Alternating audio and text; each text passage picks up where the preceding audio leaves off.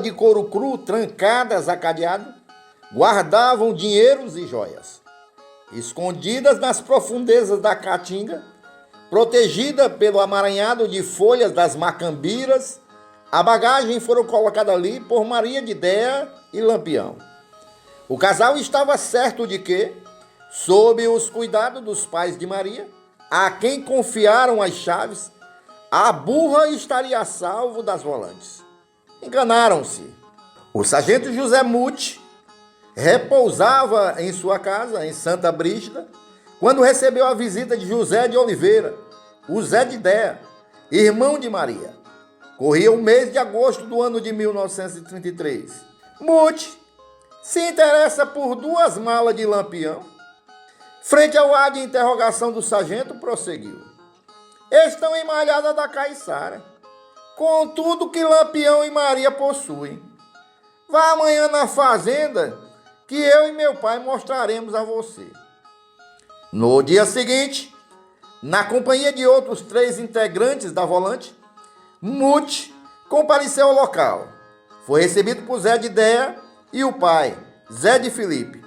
Os 6 homens se embrenharam mata adentro e, depois de uma breve caminhada, atingiram o ponto exato onde as tais malas estavam guardadas. Com uma mão, seu Zé levantou as folhas de macambira, com a outra, ofereceu as chaves para Muti. Abre e veja o que tem dentro. O sargento ignorou a oferta. Para ele, o tesouro não estava nas canastras, mas sim do marido da filha do velho. O prêmio de 100 contos de réis para quem capturasse Virgulino Ferreira da Silva ainda estava em vigor. Quis saber quando o cabra estaria ali. No dia 3 de novembro, respondeu seu Zé de Filipe, mas lhe fez um alerta.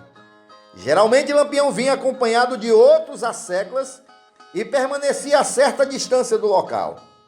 Maria ia sozinha até onde estavam os pertences e pegava ou guardava o que fosse preciso. Tratava-se de medida preventiva. Caso um dos seus cabras fosse preso, não teria como entregar para as forças volantes o canto exato onde o chefe escondia a riqueza. Muti elaborou uma rápida estratégia a partir daquela informação. Ao examinar o ambiente, vislumbrou moitas de quipá, um tipo de cacto.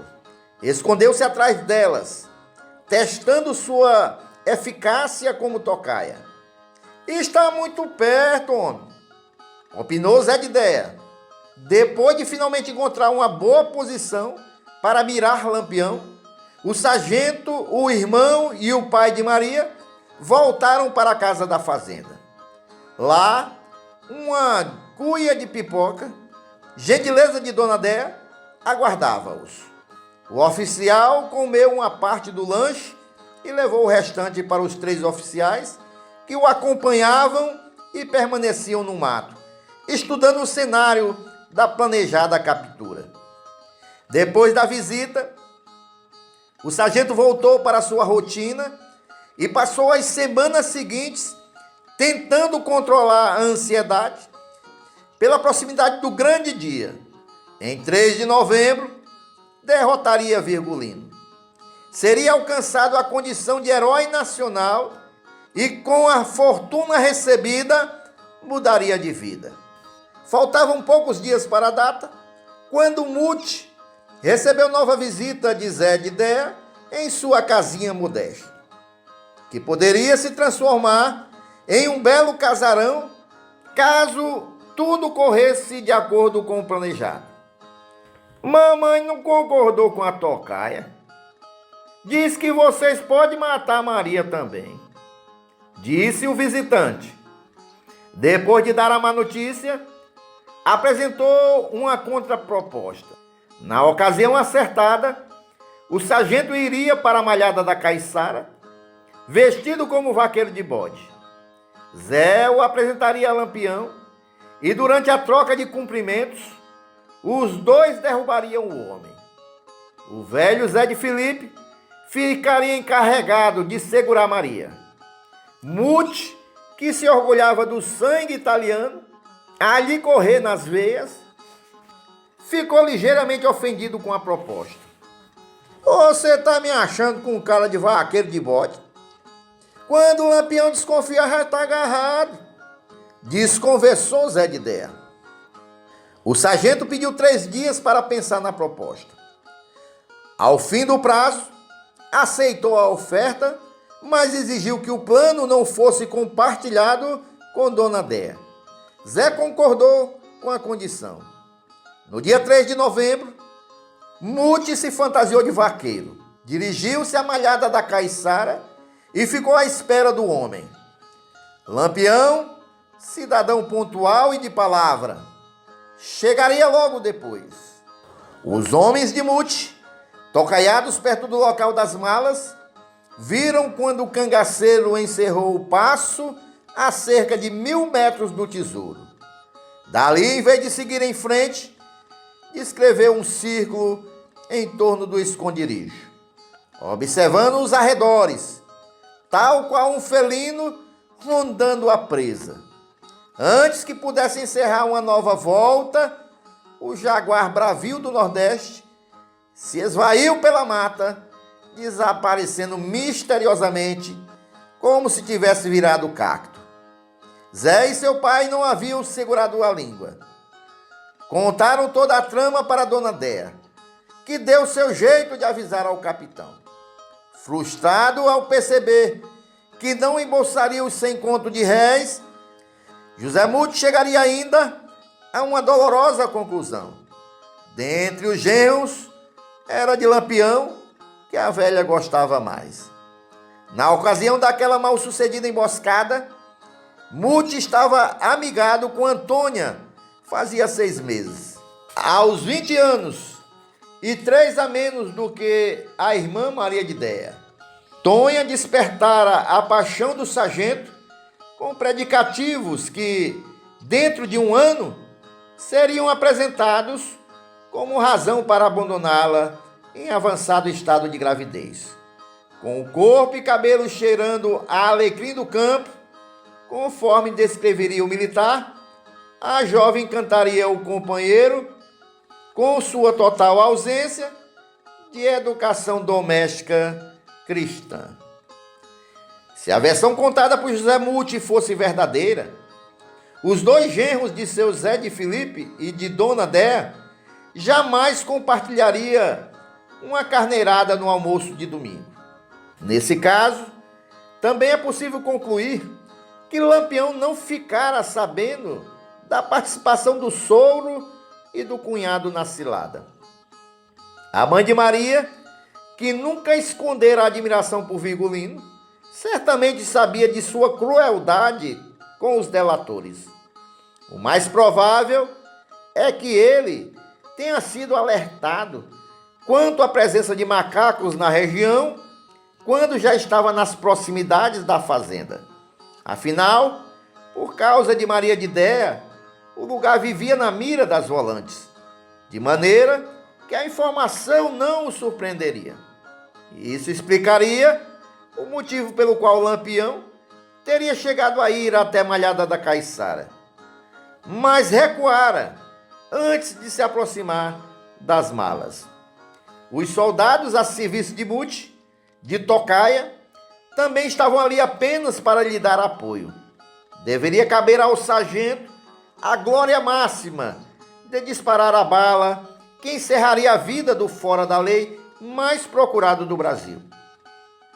Sempre que Lampião escapava de armadilhas ou saía ileso de intenso tiroteio, reforçava-se os boatos sobre seus poderes mágicos e negócios com o capeta. Entre os soldados, corria a lenda de que o capitão tinha poder de se tornar invisível, era adivinho e conseguia pressentir o perigo, o que fazia com que muitos oficiais evitassem a todo custo encontrar-se com ele. Seus cabelos desgrenhados, na altura dos ombros, reforçava as suspeitas do que o imaginavam descendentes de Lúcifer. macacos e cangaceiros pertenciam ao mesmo universo mítico do sertão nordestino. E desse modo, partilhavam de idênticas crenças no maravilhoso.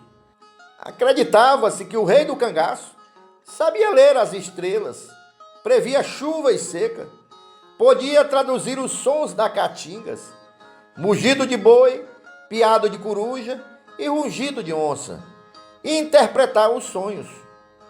Parte do respeito que Lampião impunha a seus cabras estava relacionado à sua fama de detentor de sexto sentido, reputação na qual ele próprio acreditava.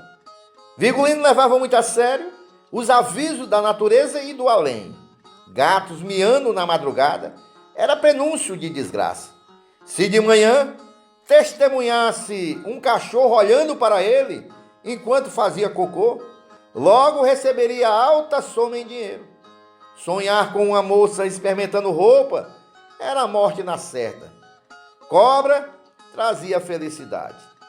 Aos talentos sobrenaturais do rei do cangaço se somariam ainda as bênçãos de Padre Cícero. Segundo a história que corria em toda a Caatinga, Lampião tivera o corpo fechado pelo sacerdote, razão pela qual bala nenhuma poderia matá-lo. O fechamento, contudo, não seria definitivo. Algumas atitudes poriam o feitiço a perder. Por exemplo, sentar-se em um umbral de porta, atravessar a água e transmitir oração a pessoas sem fé estavam entre as medidas a serem evitadas pelos cangaceiros, caso quisessem se manter protegidos. Lampião tinha muita convicção de sua condição de homem tutelado pelo oculto, mas preferia não se arriscar. Era doido por coalhada, arroz doce e galinha de cabidela. Porém, por medo de ser envenenado, só se regalava com a iguaria depois que o próprio ofertante aprovasse. Trazia no bornal uma colher de prata, que enfiava na bebida e na comida que lhe chegava de presente. O enegrecimento do utensílio denunciaria a presença de substância letal na boia. E nesse caso, o espertalhão que tentara enganar Lampião podia começar a se despedir da vida, como no caso dos coiteiros delatores. As histórias que corriam pelo sertão de castigos impostos aos pretensos envenenadores de Virgulino eram as mais aterrorizantes.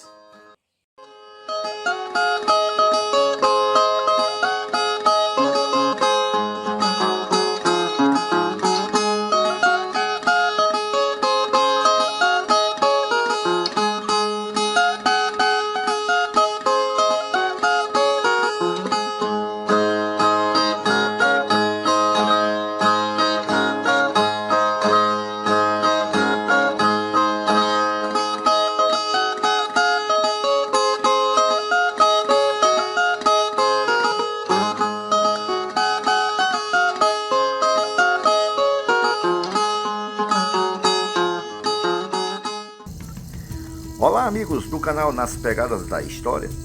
Venho aqui mais uma vez para agradecer pelo apoio de todos ao nosso canal e também lhe pedir, se você ainda não é inscrito no nosso canal, por favor se inscreva, acione o sininho para que você receba as notificações do YouTube e também compartilhe os vídeos que aqui são postados. E se você puder contribuir com o nosso canal, clica aí logo abaixo do vídeo no Valeu e você pode contribuir da maneira que você puder. Quero lembrar ainda a todos, nós estamos divulgando aqui embaixo na descrição do vídeo ótimas dicas de livros com a história do cangaço. A maioria das histórias que são contadas aqui são tiradas destes livros, tá bom? Dá uma olhada, dá uma conferida e nos ajude a mantermos este canal. Muito obrigado a todos e continue conosco no canal Nas Pegadas da História.